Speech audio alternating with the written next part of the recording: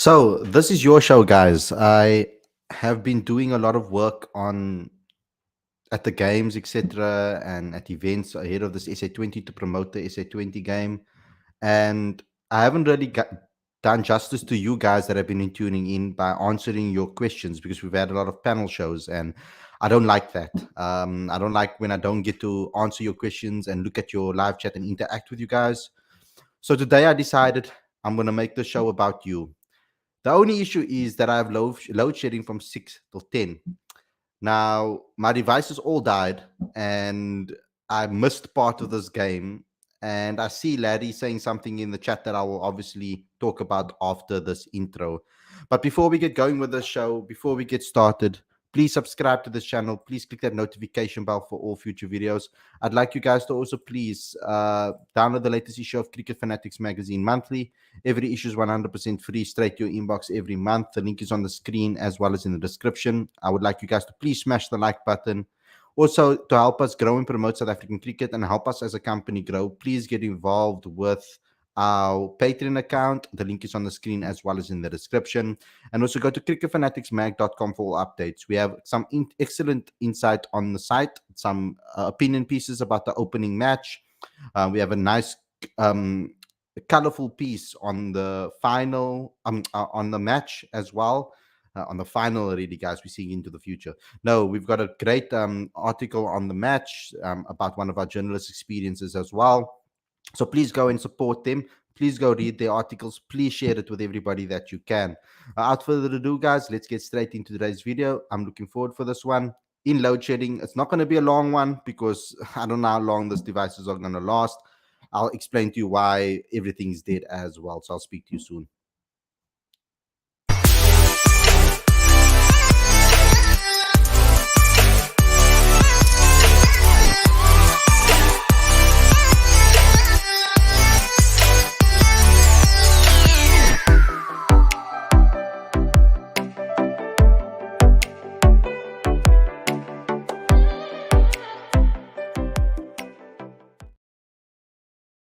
A very good evening and welcome to Cricket Fanatics Magazine. This is your daily show. I'm your host, Khalid, and this is the show where I get to answer your questions. This is an interactive show. Let's do a little bit of a watch along. Currently, JSK, my lord, I still had electricity when the start of this match started. And I watched the start of the innings and the way they collapsed. And I still posted in one of our podcast groups. I was like, what's happening to JSK? And then the big money man, Donovan Ferreira, stepped up, like Kelly says in the comments over here, playing an absolute blinder. What a performance from Donovan Ferreira, my word. Guys, we knew this guy was talented. We knew he had it in him. Can you imagine what our T20 team will look like if they pick the right players? Dewald Brevis at the first opening game doing a madness with Ryan Rickleton at the top of the order. You could even drop him to 3 and with Quinny at the top of the order. Then you can have the likes of Donovan coming in at 5. We still can find a place for someone at number 4, maybe a Heinrich Klaassen, maybe one of those type of guys, maybe a Tristan Stubbs at 6, 5, David Miller still playing. That top 5, top 6 is devastating, and I can't wait to actually see that and actually see South Africa pick a proper T20 team that can be destructive. Don doing it in the first game, setting the tone like Dewald. I'm loving that the South Africans are stepping up in this tournament so far. Very well done, Don. I hope you see this later because excellent performance, boy. So they've actually set an incredible target after being like 3 down after like 27. So I have to give the hats off goes to Donovan Ferreira, but Shepard had a very good 40 of 20 as well. And Faf held his own a little bit, 39 for 33. All the pressure was piled on him, of course. But 190 for 6 after being, I think it was 27 for 3, I think it was. Yeah, I'm trying to look at the scorecards here, guys, because I obviously missed majority of this game. I've got load shedding from now, 6 o'clock, an hour ago, the lights went off till 10 o'clock, so 4 hours. It's ridiculous. I hate this load shedding pool. It needs to stop. Really, in South Africa, it's making my life difficult, but and many other people difficult as well. But okay, this is a fan Q&A session where you guys get to ask me any questions and I'll answer it. I'll start off with while you guys are trying to think of some questions to ask. I will answer the questions that were asked on Instagram. There were two asked on Instagram. But first and foremost, Larry, yo, Khalid, laugh out loud. That guy that caught the ball, what a catch. Can't wait for tomorrow's match here in Kabeja. Man, so excited. Thanks for promoting the game, man. We appreciate all the effort. Thank you so much, Larry, for that appreciation. That really does a lot to me to know that people are appreciating what we are trying to do here. I'm trying my best to do as much as possible for the game. Today we were at the Peninsula was it called the Peninsula Festival, the Peninsula Cape or the Cape Peninsula Festival, whatever it's called, where some of the top schools in the country are playing this week. We're going to try and do as much content from there as possible. We'll be uploading some videos from TikTok to show you guys behind the scenes of what we did. And what we'll also do is we'll do some interviews, try to do some interviews on the final day or just before the final day, dependable on the SA20 schedule, etc. The first question that was asked to me on Instagram was the toughest obstacle you had to climb during your current job. Okay, this is from Fahan Hanika, who was a ticket winner for yesterday's game, by the way. So congratulations to you, bro. I know you've been trying to win competitions for the last like 3 competitions that we held, and you never won. It's always your family members, and they never take you. So that is crazy. But I hope that you had an excellent time at the game, etc., and that you enjoyed yourself. Let me answer your question quickly. The toughest thing that it's been for me in this current job at Cricket Fanatics Mag, I'm not talking about my previous job. I don't like to talk about my previous job. I talk about this particular job, starting this particular magazine. I think the hardest part about this was to build something that was sustainable, using people or communicating with people and trying to understand what it is all about. This particular magazine, the hardest part about running Cricket Fanatics magazine, I'm talking all of the gibberish there, but the hardest part about Cricket Fanatics magazine so far has been trying to promote this game to an audience that is not interested in cricket. Now, there's been no money in cricket. CSA, the hardest obstacle was probably during the COVID, just before COVID.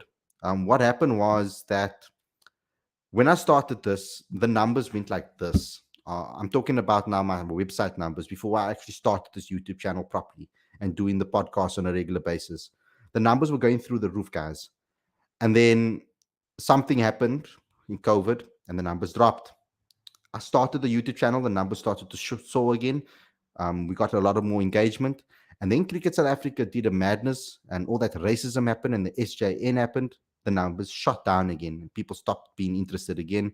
We got a lot of hate speech. I got some death threats, guys, and I'm going to be 100% honest with you. I got some death threats about me standing up for racism and standing up for Black Lives Matter, etc.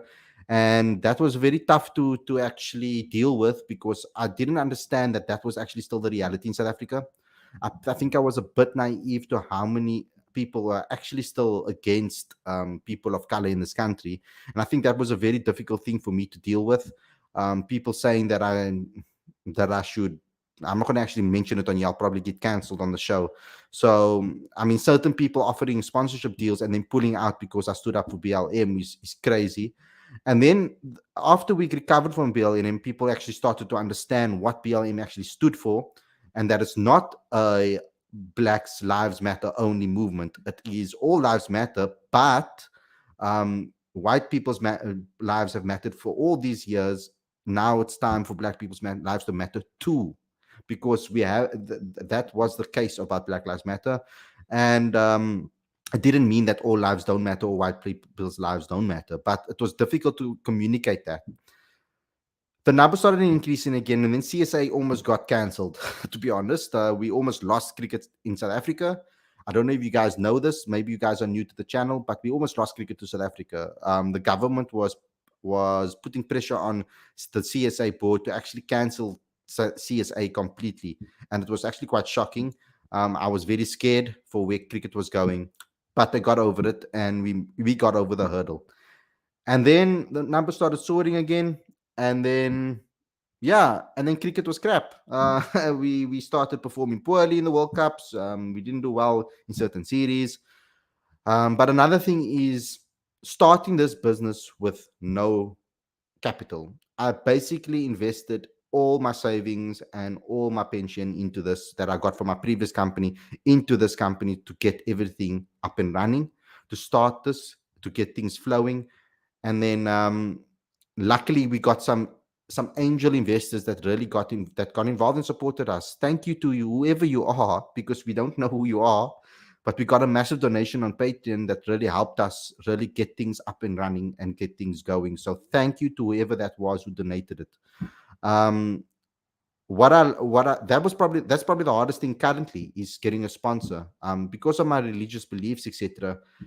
Betting and alcohol is a no-go. So I can't really get those sponsorships, even though I have had conversations with some people, or not conversation, but people have offered certain things to me, and I can't take it. So that's been probably the hardest part, is to find a sponsor that can or investment investor that wants to collab with us and take us forward from a monetary value. So doing all this work and hard work that I'm doing on a daily, we're doing it for no pay, and I want you guys to understand that. um the biggest part of it is actually sacrificing what I've sacrificed. I've sacrificed friends, family, to extend to relationship wise, with the amount of hours that I work.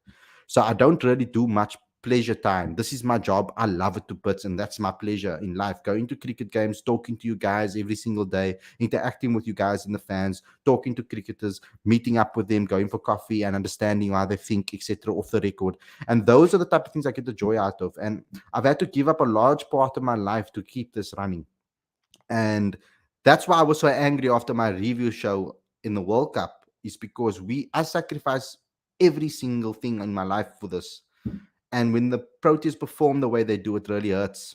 It hits me personally, even though it's not personal, and even though some of them might not know who I am, but it does hit me right in the heart at home. So that's probably been the toughest part about this job so far, Fan. So thank you for the question. There's a question over here from Kashif Islam. Hello, bro. I met you at the stadium at the press conference, captain's press conference. It was nice to meet you, bro. I'll probably see you on Friday again if I do come to the game. What's happening is I'm going to Paul for the opening game, and I want to see Faf play live as well. And it's Paul's opening game. So I want to be able to see how Paul has set up this stadium, how Boland has set up the stadium at Boland Park, and how they're going to be running the competition. Because I've seen Newlands, and I think it's spectacular what they've done there. They've turned that place around. It looks phenomenal from what we used to. And I now want to see what Boland Park does, because Boland Park at the MSL took the trophy home completely. It was absolutely incredible the way the fans supported, the way the marketing team. I need to take my hats off to them. I don't know if they're going to be involved with this, but the marketing team for Paul Rocks when the MSL was on was unbelievable, exceptional. It was amazing. So yeah, Kashif, sorry, asked me, who's your favorite cricketer of all time? This is a very difficult one, because my view changed when I met the guy. So AB de Villiers was my favorite player. So Herschel Gibbs was my favorite player first, right? Like by hands down. And then it was AB, and then Quinny. I'm not going to say which player I met that changed my mind on them. I don't want to get in trouble and stuff like that, or get a message or something saying, "Hey, what you talking?" But yeah, Herschel Gibbs was my favorite player since a kid.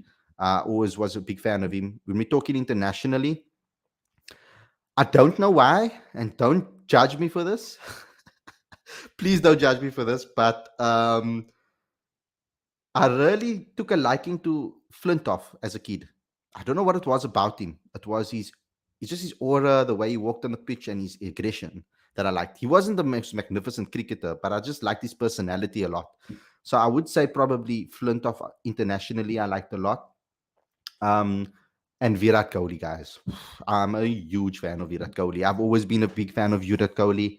And a little story to tell you about an incident that happened with Virat Kohli. It was my first test series that I covered as a journalist. I was at the Wanderers test, and at this point, we've already had the Cape Town test and I think Centurion, where Aiden scored 90 in the Centurion game and Lungi took a 6-4. And obviously the Newlands game, which we all know about, was a great game, even though it was rain interrupted. And then, of course, the Wanderers game, which actually India won. And I was walking from the press box to the press room. And what, if you guys don't know, you come down the stairs and you walk outside, actually, along where the fans actually walk as well when they come into the stadium. So you walk along that way, and then there's a little white room that you come in with doors, and that's where the press conference room is.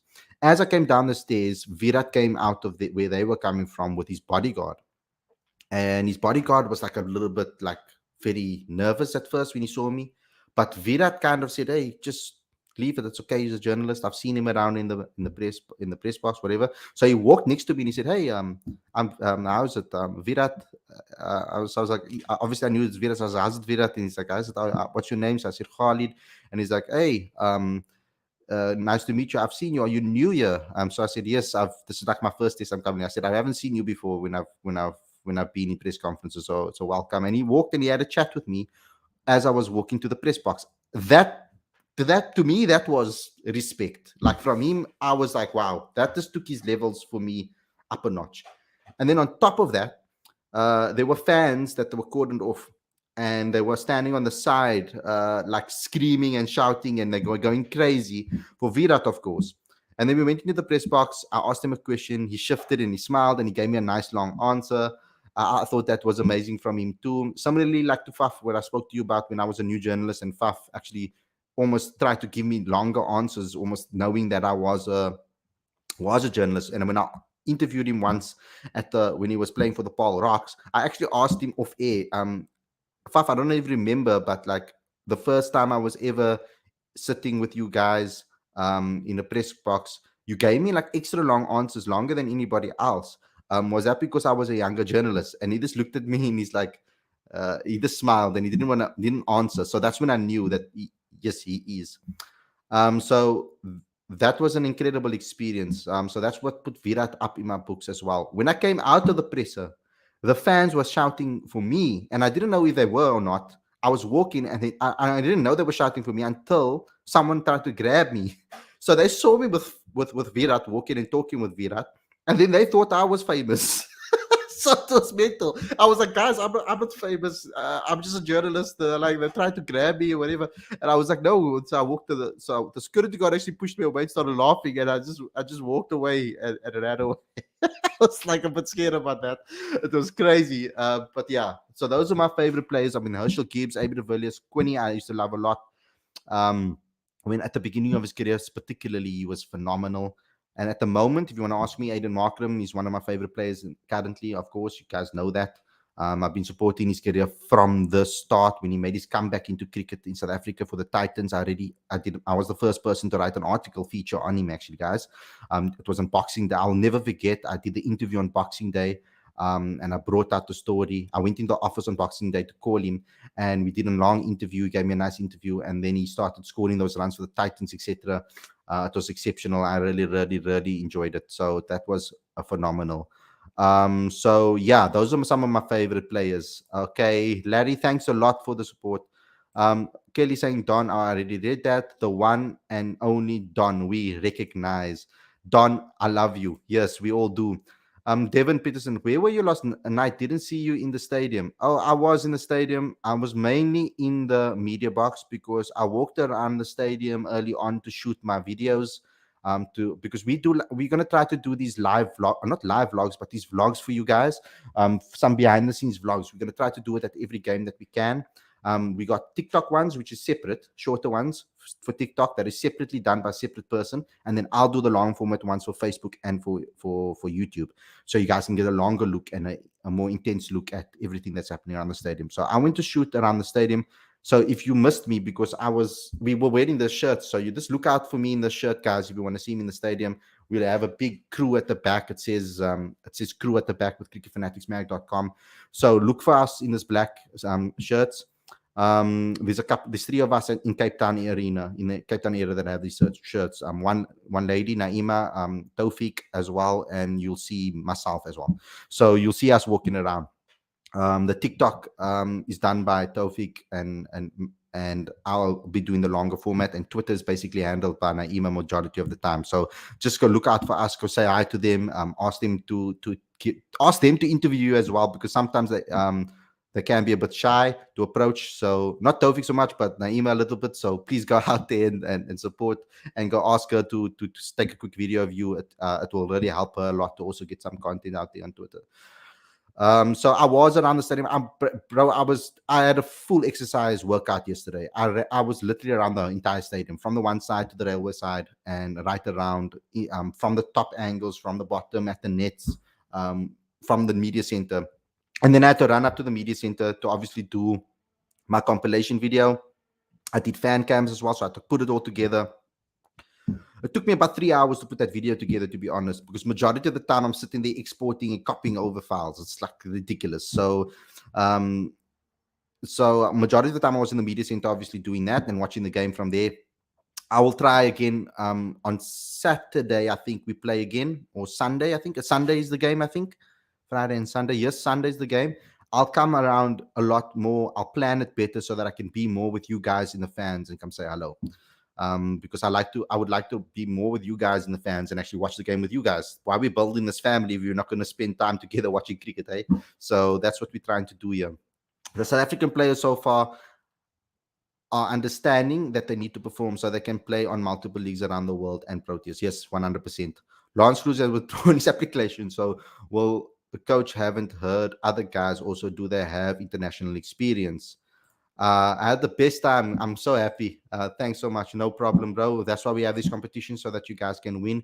We'll be running another competition for the game on Friday, I think. I haven't got confirmation about tickets quite yet, but I'll let you guys know if there is a competition running. I will let you guys know if we do get tickets. Malana has been really poor, isn't able to play swing, also playing with a low strike rate. We have too many low strike rate players. Malan Tembarasi, that's why we need someone who has a good strike rate. I've spoken about Malan before. I've said that he needs to find a way to play against spin and swing. There's something lacking in his game with regards to that. He's found a way though to survive against spin, but he hasn't found a way to attack against spin and be the aggressor. So I'm hoping that he can do that. Guys, if you're seeing the light fade, it's because of load shedding. I don't have any way to plug the things in, and we have load shedding for 4 hours today, so it's absolutely madness.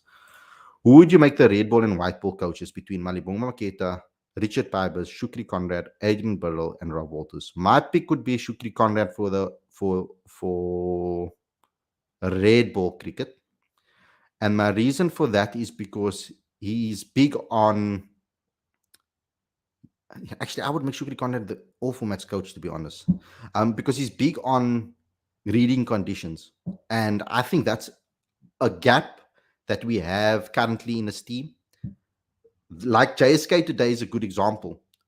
None of those top three read the conditions well. They're young batters in South Africa, and they misread the conditions completely. I saw Werner tweet earlier on.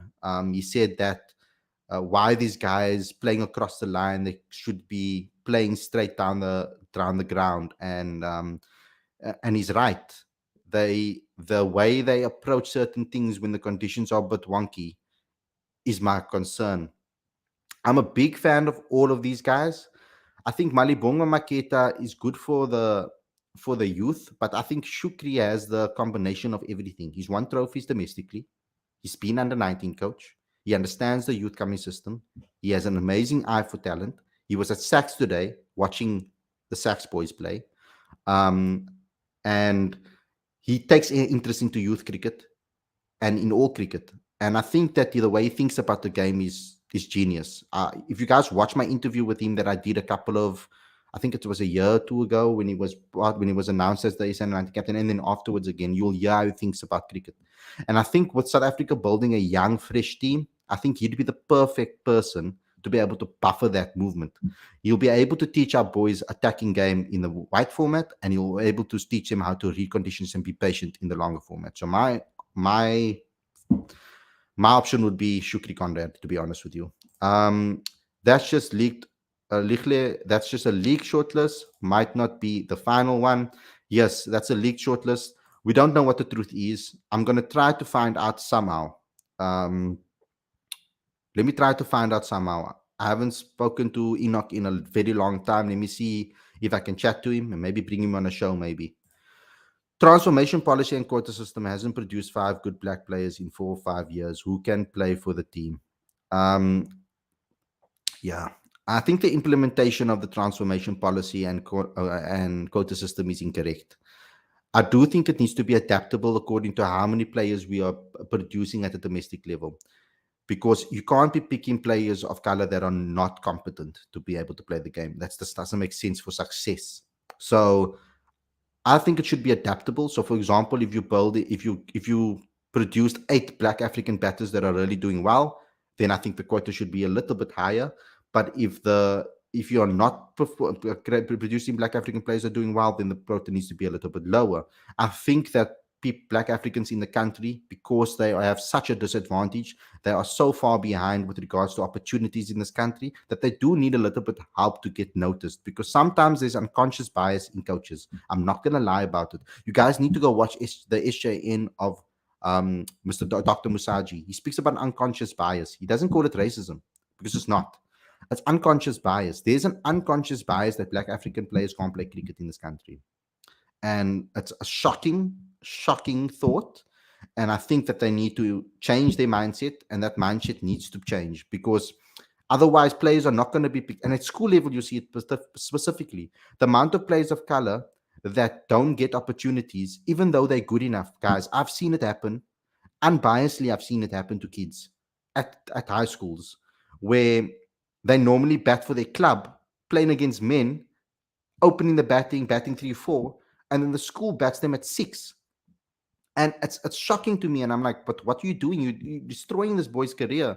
So I would like to see that unconscious bias kind of get eased out, or put people in charge that don't have that bias, and pick the cricketer on the cricketer, and give people opportunities. Remember that when a Black African boy from the township gets an opportunity to go to a high school, the playing fields are not even just because he got the opportunity to go to that school.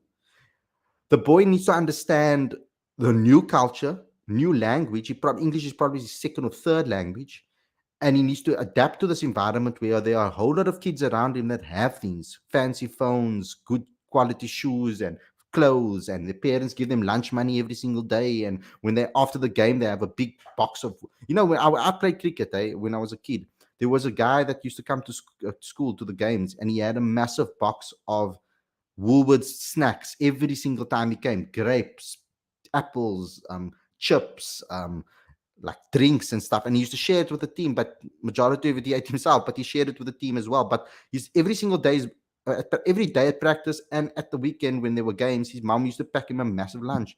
And then there was another boy that I experienced it. He came from nothing basically, and he would struggle to even get taxi fare to get to the game, for example.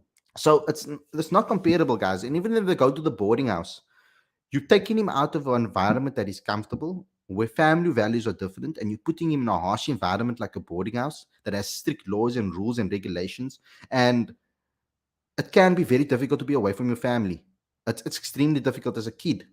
So that's why I think things need to be changed very, very quickly. I think people of color need to be given opportunities at a much younger level. We need to upgrade the townships with regards to facilities. The problem in those townships and the poorer areas is you put up nets, tomorrow it's gone. That's the reality of life in South Africa at the moment in the poorer communities. So you put equipment up and you build a facility. Crazy. Transformation policies must be in place, but they've been poorly. Well done, Kelly. Once again, coming home with a home run. Please don't assume it's blame for lack of success. Donovan Ferreira keeps playing these blinders. He gonna be a starter in the IPL. Fine, great answer. Props to you. Thanks, bro. Khalid, your contribution to cricket is priceless. I hope you know that. All of us who have been involved in cricketing fraternity know how much of a roller coaster ride it can be. Thank you a lot, Kelly, for telling me that. Don't make me tear up here on a live stream. You guys will never see me cry. But no, thanks a lot. I hope that it is valuable to you guys. I'm going to continue doing this until we make a difference and a dent in the cricket world, because we need to do this. Is the current decade going to determine the success of cricket in South Africa, bro? We lucky actually. I think South Africa was always going to be a cycle. I spoke to Michael Holding at the Wanderers one day, and he told me that I mustn't worry about South African cricket. He said because it's a cycle.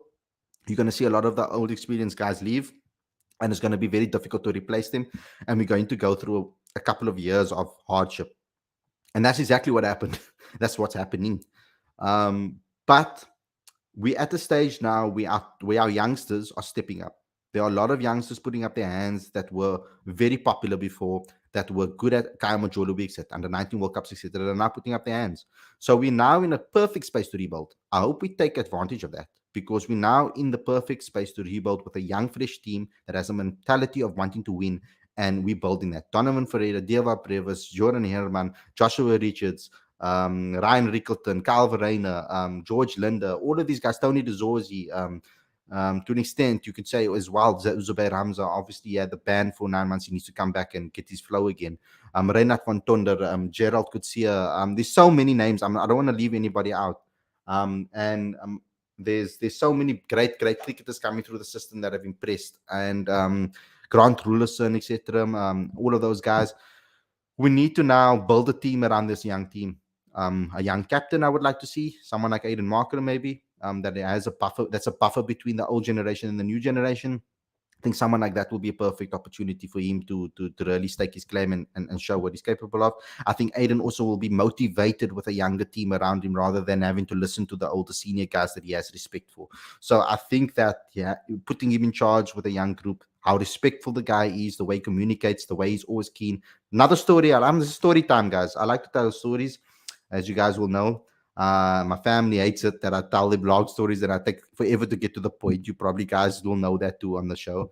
But I did a documentary on Aiden Markham when I was at my previous job. And I had a conversation with him off the record and we were chatting. The first thing he asked me is, how are the young players at the Western Province? Like, he asked me, how's Zubi? How's those guys doing? Are they doing well? We're waiting. We can't wait to see them. I can't wait to see them make it into the Proteas. Unselfishness from him, wishing the best for everybody else, even if it could be a detriment to him.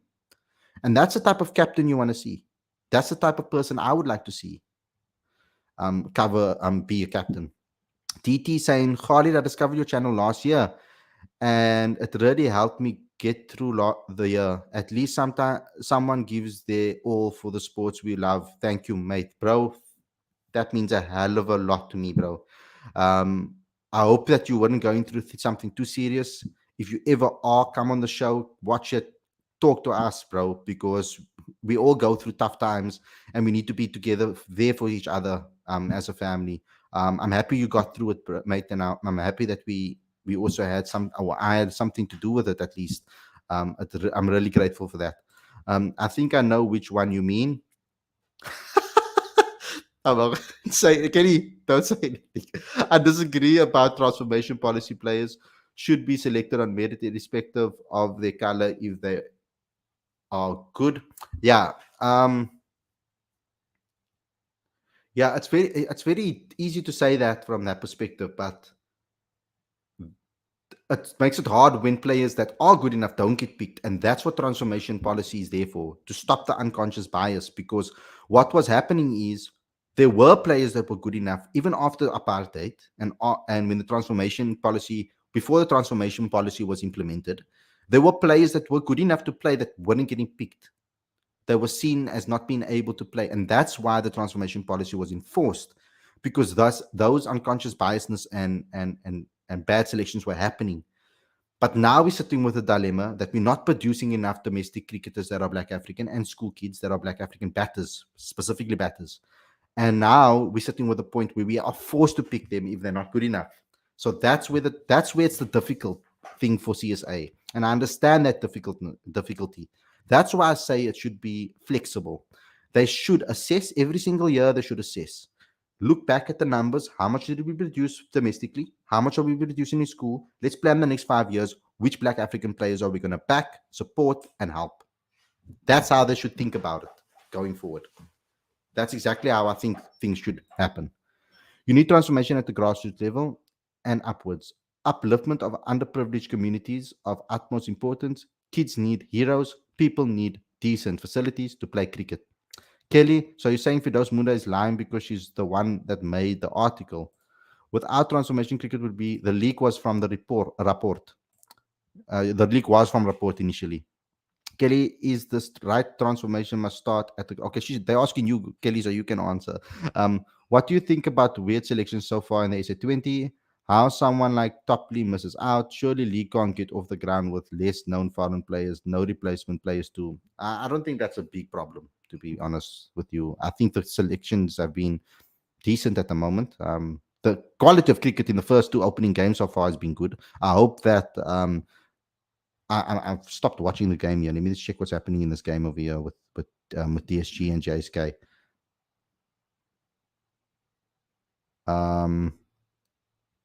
My thing is still buffering, guys.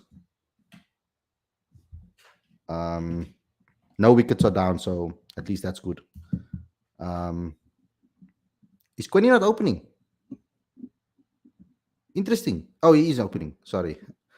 That's what this buffering is doing to me. I can't even see the bloody names properly. Okay, cool. Off to a decent start so far, Quinny, I can see. Risa Hendricks bowling already. That's a strange one. That's a very, very, very strange one. I'm just saying it's a leak. Yes, Kelly. She has also confirmed the five candidates. Okay, maybe I should go look. Let's go look at that article quickly so that we can stop this debate in the chat. Fidos would have probably done a research. She wouldn't have. Fidos is not the type of. I mean, I know Fidos quite well now. We spent a lot of time together at games, etc., and in Joburg and etc., and on different tours. So I've gotten to know her quite well. Fidos is the type of person that finds out the facts first before she writes a story. So I highly doubt she would have posted a story if it wasn't if it isn't factual, unless she based it off. I doubt she would have based it off someone else's story. She's not that type of journalist, in my opinion. She's someone that will call the guys that she needs to ask, and that's how she operates. So I want to find this article if it's on Click Info. If you guys can't share this, one of you post it in the live chat, please, so I can go to it. It will make my life a lot easier. If you can post it in the live chat, then I can have a look at it.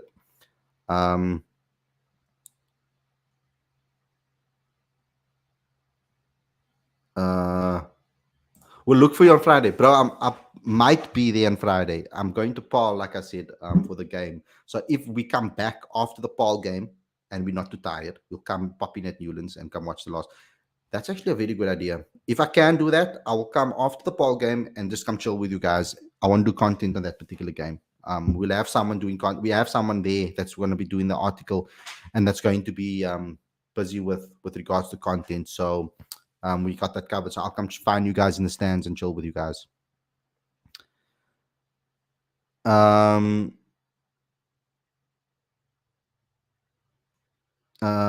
guys are arguing with Kelly in the chat here. Sorry, but can I know if Nandre Berger and Gerald are fit? I'll need to find that out for you.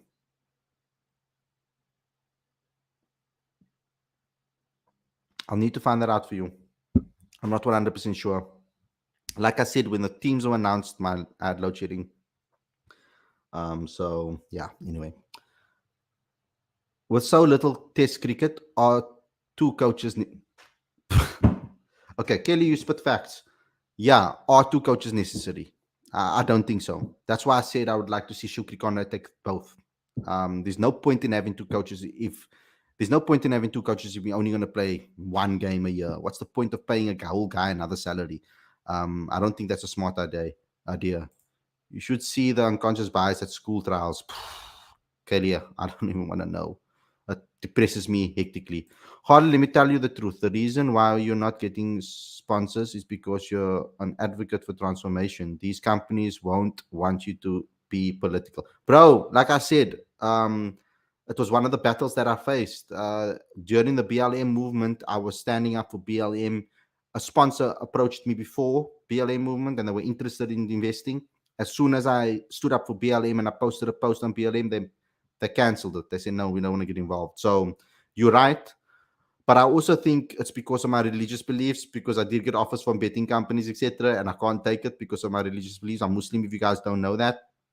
And yeah, it makes things tricky for me to get sponsorship if I'm yeah, if I can't take obviously betting and everything's betting. I mean, it's the Betway SA20, the Proteas are sponsored by Betway. It's the Hollywood bets, Dolphins, and all of these things. So it makes it very tricky for me to get involved. So it doesn't align with my values either, the betting stuff. So it's unfortunate. Um,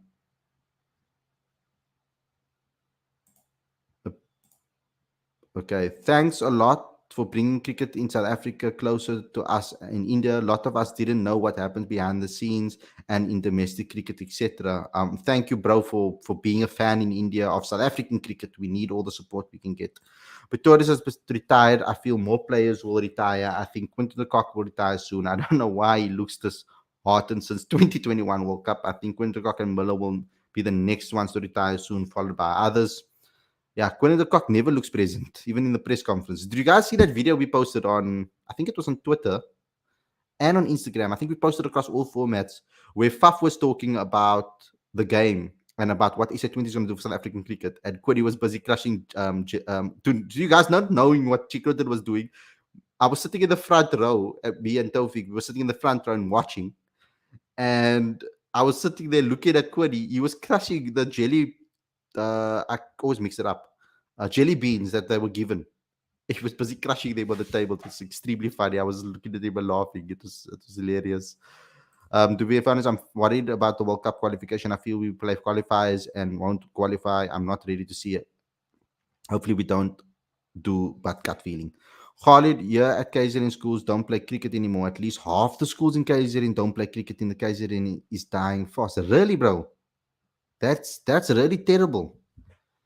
That's what we need Cricket Fanatics for, guys. If we can grow our company to a level that we can start investing in cricket, then we're styling properly as a community, as a fan base.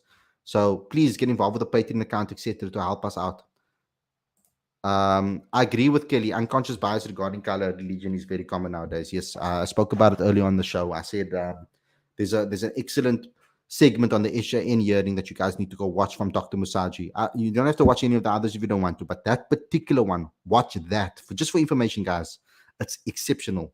It's exceptional what he spoke about there. Felicia Moseki, CEO, said on Times Live, Enoch will have a press conference next week to announce the new Proteas coach and announce his plans for the Proteas. Excellent. I'm going to chat to Enoch as well. I'm going to give him a call and catch up with him. I haven't spoken to him in ages. Guys, as you can see, I'm getting all grainy here because my light is fading. It's also getting a little bit dark over here.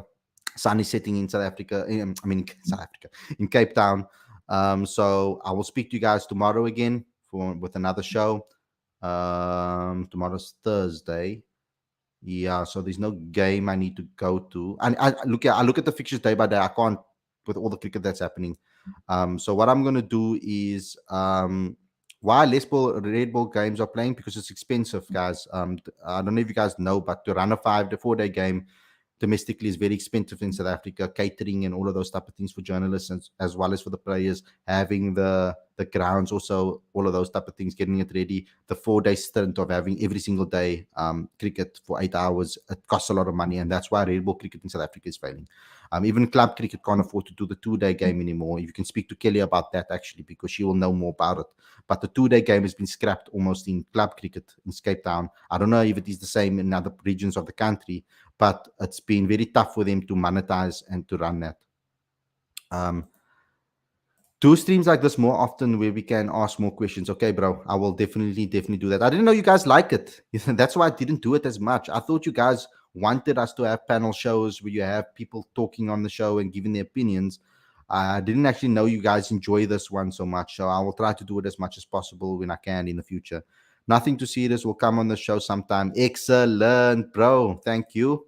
It's expensive, but how players will get experience. Exactly. That's why I was happy to see at the Peninsula Week this now. They're playing red ball cricket. They're starting off with red ball cricket and then going into white ball cricket. We saw two great hundreds at Rondebosch today, guys. Two very, very talented cricketers.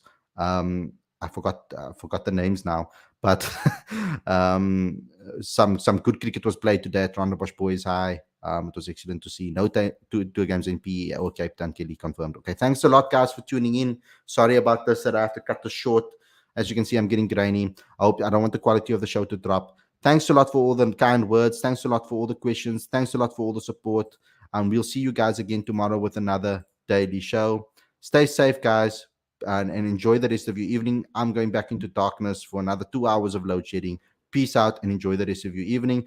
Please also subscribe to our TikTok account to see behind the scenes of certain school cricket games and other things that we see. Follow us on Instagram for some reels. Follow us on Facebook. Our Facebook community is the most, guys. We have over 18,000 followers on Facebook.